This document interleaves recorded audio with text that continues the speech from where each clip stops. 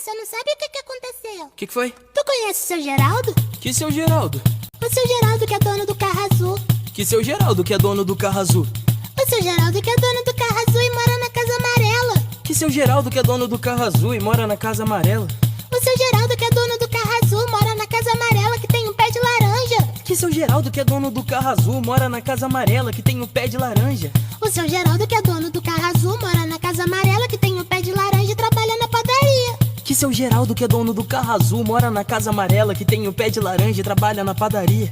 O seu Geraldo que é dono do carro azul mora na casa amarela que tem um pé de laranja, trabalha na padaria e é marido da Luzia.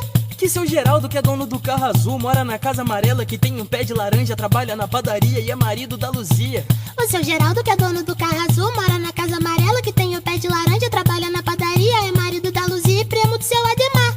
Que seu Geraldo que é dono do carro azul mora na casa amarela que tem